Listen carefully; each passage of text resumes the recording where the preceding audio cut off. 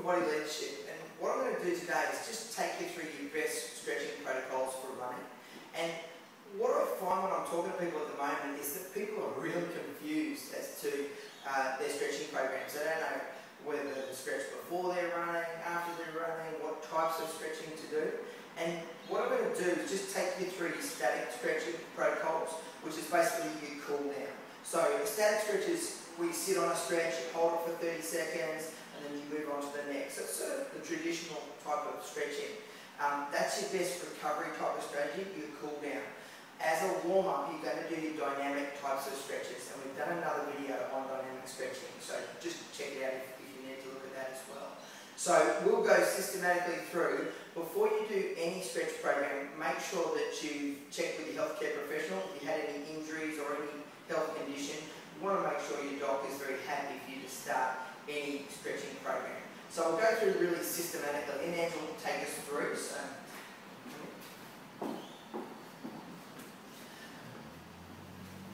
And basically what we're going to do is we're going to go through starting off with hamstrings. So really important for runners, guys. You want to make sure that you target your hamstrings.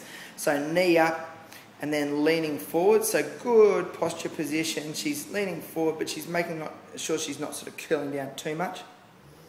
She's going to hold on to her foot. Really comfy. So 30 seconds. We're going to stretch the other side as well. So again, good posture position, just indulge in the stretch. It's a really nice one. I don't ever like to do stretches too firm or too uncomfy because you just won't do them, guys. Got to get them done. And then we're going to move into a little glute stretch. So this is actually a piriformis stretch. So knee up, and she's holding the knee and rotating towards the other way. So it targets piriformis, which is a little muscle that the sciatic nerve runs through. So really good as a prevention strategy. The other reason we do our glute stretches is because if glutes get too tight, what they're going to do is inhibit themselves. So particularly for running, if your glutes aren't firing, you're going to end up with injuries. So gluteal is really, really important. Hip flexors, one of my favourite muscles to stretch. So hips in line, pelvis tucked under, and arm goes up. So Angie's stretching up, and notice she can go over towards the other side to really target that hip flexor. She'll feel that through quads and then in through the front of her stomach. Other side, so hips square, pelvis under, and reaching up and over. So again, make sure it's comfy, but this is your stride length, guys. So whenever I'm talking about running, you always got to make sure that you have that length. Cool. So now we're just going to move into quads. And another really important muscle for runners, basically you've got good alignment there. So notice the knees in line with the other knee, and we're up straight, looking straight ahead. You can do other side. Great alignment. If you're too tired, then you can use a park bench or a stool so that you don't have to sort of grab your leg up at that level. Okay. So quads really important. Now we're going through calves, and you can find your tree or whatever you want to do to push up against. We're doing two types of stretching with the calves. This is the gastrocnemius stretch, so it's the outer muscle. Then we're going to just switch that to bending that back knee, which is targeting that soleus, which is the deeper muscle in through. Other side again. So knee straight, you're going to pick up the outer muscles. And then soleus. I'm just going to show you. So that's how we'll do it, pushing against your tree. We're just going to show you how you do that.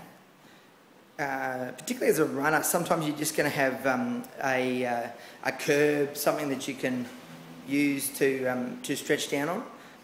And this is another way to do calf stretches. I really like this as a runner because you really sort of pick up that Achilles as well.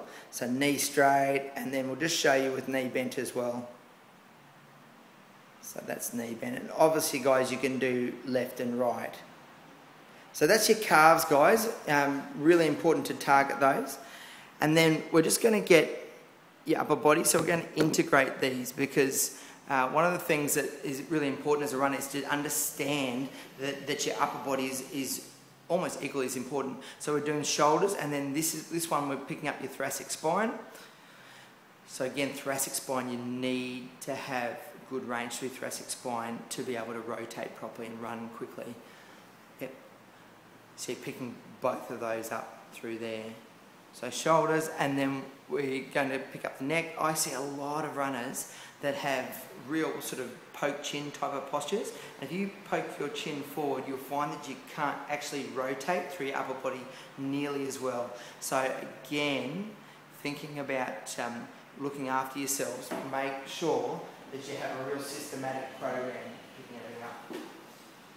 So that's a systematic approach, guys. Your static stretches, you're talking about 30 seconds for each stretch, left and right.